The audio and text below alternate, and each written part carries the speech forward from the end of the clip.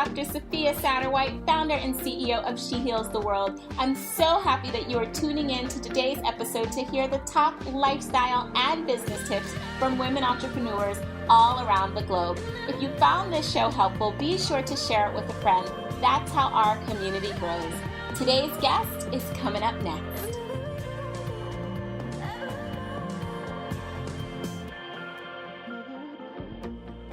Hey everybody, welcome to the She Heals the World talk show. So today I am so excited to have a fabulous guest joining us, Clementine Desseaux. She is the founder of a project called the All Women Project, and she's a model. She's going to talk to us today about how to get comfortable being uncomfortable and showing up as your authentic self on social media. Clem, welcome to the show. Hi, thanks for having me. So happy to have you. So can you first tell us about your project and then also give us some insight about what it was like becoming a model? Sure. Well, the All Women Project started probably about 5 years ago now, in a time where body positivity was a word, but it was still very unknown what it really meant when it came to brand and press and the beauty industry. So we started the project originally just to prove people that all kinds of women could belong in the same project on the same images at different sizes, different color, different ages, and all look gorgeous and Vogue worthy. So when we created it, that was our thing. We wanted it to be Vogue worthy, but we never really thought they would end up in Vogue ever. But it did, and that was our first campaign, and it kind of went viral, ended up in Vogue, Teen Vogue, Cosmo, everywhere around the world. And that's when we started thinking, oh, okay, like people want to see that. Like women want to see that. We're not the only one to crave that kind of images that are not retouched, that are real, that show a woman together. And so we kind of just kept going in that route of creating beautiful, diverse campaign representing all women. And in the process of turning into a charity, we also developed some local groups and chapter all across the country before COVID. When women were able to meet every month, we organized some speakers for them to see and come here. We had some workshops, some roundtables, all kinds of things for them every month. And it was just an opportunity to just bond and support each other and be there and talk about everything women related. We also have like a great page online on Instagram, our website. Everything is geared toward inspiration, motivation, for self-love, self-acceptance. So that's pretty much what we do. And yeah, that started about 5 years ago, and it's been going on all this time. And we have partnered with many brands like Aerie, Nike, and many others to create beautiful campaigns that are highlighting representation and diversity. And then today, well, it's been a tough year for us. I won't lie.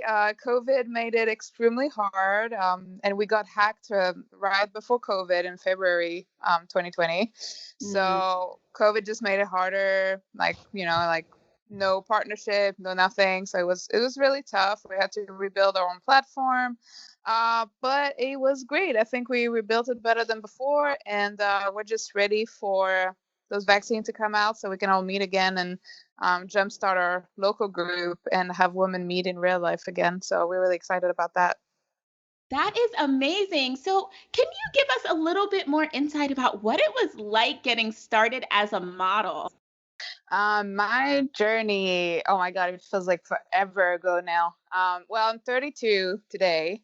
When I was 19, I had my first internship in Paris. I was in business school and I had to go to Paris for my first internship, and it was not paid. France, most internships are not paid. So I was looking for other ways to make money. And I've heard of that small agency that had recently started representing plus size girls. So I sent like some old photos that I did like 2 years before that. And I was like, hey, like, would love to model with you guys. And a couple of days later, they called me back, and I signed my first contract.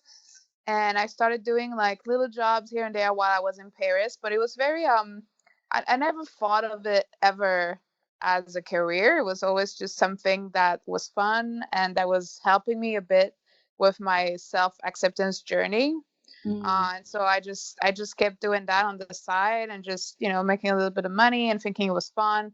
And then it kind of got a little bit more serious. I started getting requests from agencies abroad to represent me, and a lot of photographers like wanted to work with me. And so I was like, oh, that's cool. Like maybe there's something there. And then I got this casting for. It was like the first plus size only retailer opening in France. So they were selling clothes for 42 plus, so that's like 12 plus US sizes. Mm-hmm. And it was the first ever. So it was a big deal and I was really excited. And they had me dancing on Single Lady for the casting in my bodysuit. And I was like, oh, that's my thing. Like that's what I do. I love dancing. I love Beyonce. I was like, I got this. And so excited I forgot to shave my legs for the casting. And I remember getting there and like killing the casting, like dancing, sweating, just going crazy, all for it. And then they were like, "We loved you, but like, do you think if you get booked, you could shave your legs?" I remember that was my first casting. I was like, "Oh yes, oh my god, I was so embarrassed." I was like, "Of course." Like I didn't even know it was like an underwear thing, so I didn't even think I would take my pants off, so I didn't even shave my legs. Anyway, I was like awfully embarrassed, but I got the job and I shaved my legs. And anyway, a few months, like fast forward a few months, I actually moved to Miami before the TV commercial came out. Mm. And it was my first month here in Miami back in 2011 when it came out. And it was like the biggest thing ever. Everybody was like shocked to see a fat girl on TV dancing in her bodysuit. And that was a whole thing. Like a lot of people had a lot to say about it. Mm. In France, it was never seen before. Fat girl on TV was just a thing that never happened. And yeah, it was, I mean, I got a lot of support from women, saying like, oh, it feels so good to see someone like us on TV, like some like representation. I feel seen. And so, but also like awful like articles and saying that I was promoting obesity, that I was everything that was wrong with this country, blah blah blah. Mm. So it was very mixed bag, let's say. So it kind of gave me like my first taste of what it feels to be representing women and Yeah. to understand how it makes them feel, because I kind of knew before. I mean, I had ideas, but I never was the subject of them feeling represented. So Mm. it was my first time feeling that wave and it was so awesome.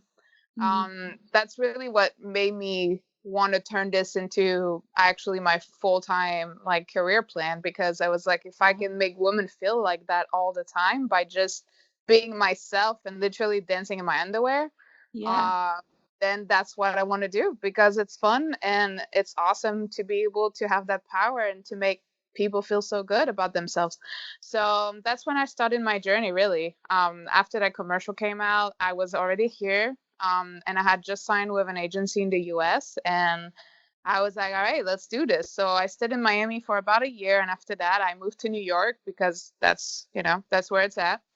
So in 2012, I moved to New York and I was there until last year, just trying to make modeling my full-time gig, and it worked out. About in 2013 I could already like pretty much live out of it fully. um and a couple years later, that's when I started the All Woman Project, because I had been in the industry for a couple years and I felt like so much was wrong with it and so much was missing, and I just wanted to do more about it. Yeah. Do you think that Instagram has hurt or helped, I guess, the modeling industry as a whole? Oh, I think Instagram is, oh, it's hard to say, but I think it's definitely the best thing that happened to the industry, because before, models were limited to their looks. We didn't know who they were, what they were standing for, anything really about them besides their picture on a piece of paper. But now with Instagram, everybody has a voice. everybody has opinions. Everybody is free to promote whatever the hell they want. And so that's made a really, really big change, I think, in the world in general, but also very much in the industry. And also, it gave models that were always very dependent on their agents, on their entourage, people around giving them things, whether it's jobs, money, opportunities. Now Instagram made it an open market. Like, you can get your own jobs. You don't need to be signed with an agency to work. You can get in contact with pretty much any brands via DM. Like, it's a very, very different ball game now. And I think it's been a blessing for everything, but Mm, especially the industry, because now we have direct contact with women, with people, with yeah. our, and to me that's the best thing, because that's what created such a big change in terms of representation and diversity, because also people can speak to any leader, any any public personality directly and make sure they get heard. So then we can relay their message out to the brands, out to the public, out to the media, out to the press. Like, it's a very interactive relationship, whereas before it was only going one way. And so that's changed a lot, because now people get to say what they want to see, how they want to see it, and that's very powerful, and that's very important change in the industry for sure. You mentioned, Clem, when you first interviewed for that gig in the beginning and how critical they were with commenting on even the fact that you didn't shave your legs. Like, that Yeah. can feel really uncomfortable for some people. And being online, even if you don't choose to be a model, I almost think that like everybody is a model on Instagram. You just kind Yeah. of, it has to be a part of your brand because people are looking at you to show up and they're looking to see what you represent. And whether you are working with other brands or not, you still are showing up in that light. And I'm wondering, for the people who feel uncomfortable kind of showing up on social media in that way, whether they are insecure about their weight or they feel like they're not represented well in mainstream media, or they just are shy people. What advice do you have for them in terms of how to get comfortable being uncomfortable, especially if they're in a business that requires them to show up and shine? Yeah, it can be really challenging. And well, first, it's something to consider when you launch anything. Who is going to be the face of it? And if it's you, then it's something to think about, because not everybody has to be public on social media. And I think there's a lot to say about keeping private and staying private, and that doesn't mean you don't like yourself. That just means you choose to be private. So that's the first thing to think about when you launch anything. If you decide that you're gonna have to be the face, then there's a lot to do. But I would say fake it till you make it is probably what works best. Mm, You're not gonna become fully accepting of yourself and loving every photo you take right away. That's just not how it works. So you still have to show up right away. So I think fake it till you make it is the best thing. Just look at yourself like you would look at your best friend, or you would look at someone that you're coaching, for example, yeah. because you want to see the best parts of yourself, and you have to be content with that. You can start picking yourself down and apart to find what's wrong with you, why you shouldn't post this, why you're not good enough. You really Mm, have to look at yourself like it's someone else, until you manage to work on your self acceptance, work on your self love enough that you actually like what you see and mm, who you see. I think it's important to see it like that, because nobody can just turn on from one day to another and just be super comfortable. yeah. It's a journey, like it really is. Like, it takes time, it takes practice. You're gonna have to fake it till you make it, and that's what I did for me as well. Like, like I just feel like at first I wasn't confident. I didn't have like self love. Like, I knew about all of it, but I honestly hated myself, and I didn't see anything good when I looked at any picture of me. But I still had to show up, and I still had to push it through, because I wanted to make it. I wanted to get there. to that day that I really think I'm gorgeous and I really think I'm worthy and I really mean what I say. And but at first it wasn't like that. I had to just practice it for a while. And I think that's just, what it's going to have to do, because if you don't do that, then you're not going anywhere. And then you don't practice. If you just choose to, not show up and not use your image to promote, then you're never going to promote, and then your brand's not going anywhere. So Mm. I don't know. It's just, yeah, fake it till you make it. I think it's the best for me. Yes, I love that. I absolutely love that. You have dropped so many gems, and I'm dying to know, now that you have been in traditional modeling and you've made a full-time career as a plus size model, if you could go back and like see what's happening with Instagram and see where the traditional kind of modeling track brought you, which route would you choose? Would you rather go through the Instagram route, being an influencer, collaborating with brands and getting paid that way? Or would you rather sign with a modeling agency and get paid that way? Like, what, if you could look back as a new model, which route would you take? Well, to be honest, I'm doing both right now. Like, I I work with brands directly for everything social media, and then I work with my agents for everything modeling. And I'm saying that because I don't think you have to choose. Mm, In many ways, like, modeling contracts are not exclusive in the way that you can still book your own gigs, you can still do your social media, you can do all kinds of things on the side.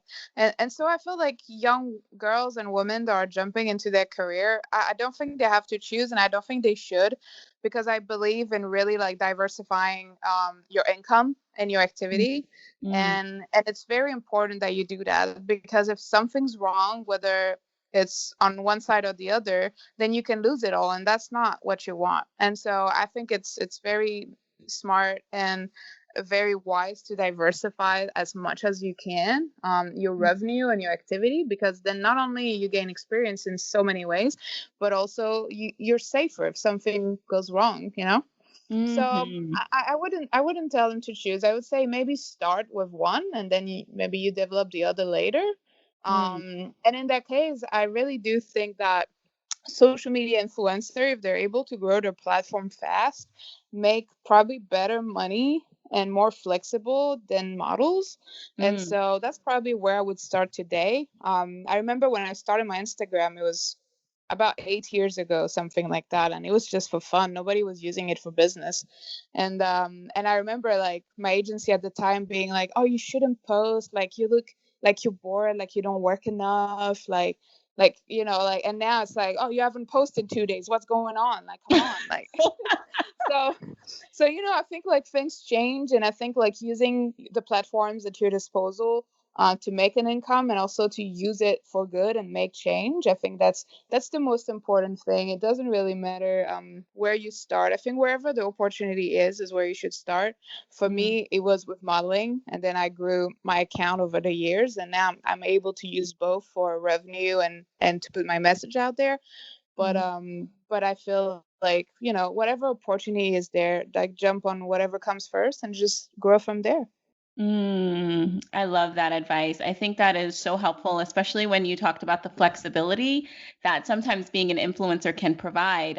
Because, the modeling industry, it's still, somewhat of a rigid schedule. You have to work around your client, and sometimes when you have contracts, sometimes you may have a little bit more flex room in terms of how you shoot, when you shoot, where you shoot. So that's a very interesting shift that I think was not available to people several years ago. Really Yeah, great. yeah, absolutely. And as a model, like, I spent the past year working from home pretty much, like, Mm. and I'm starting to travel again now, and like flying multiple times a week, and I'm like, ugh, I didn't miss it.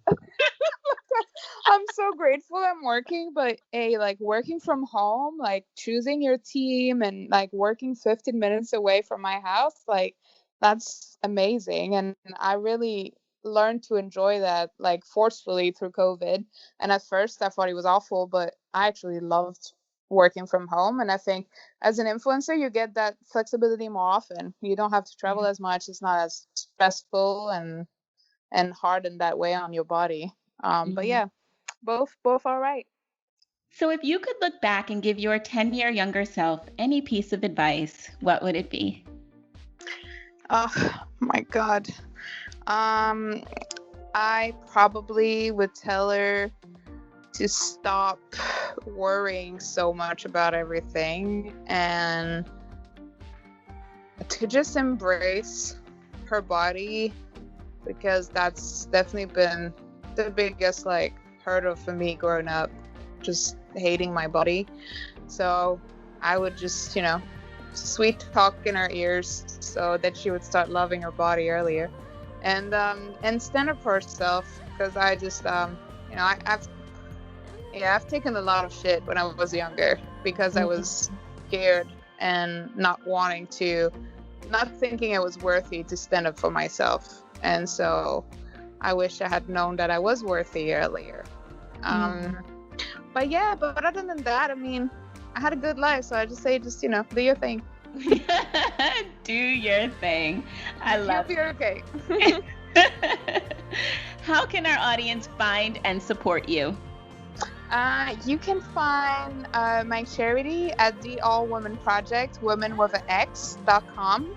And on the website, you can find all of our social media pages and information. And then you can find me at Bonjour Clem on Instagram, on Twitter, on Facebook, website, all of it. Bonjour Clem everywhere. And I look forward to see you guys and interact and talk about, woman stuff. Thank you so much for coming on the show, Clem, and I can't wait to have you back. Awesome. Thank you so much for having me. Bye.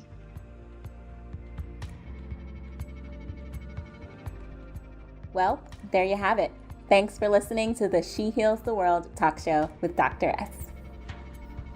To learn more about how to live your life by design, grab a freebie at shehealstheworld.com/freebie.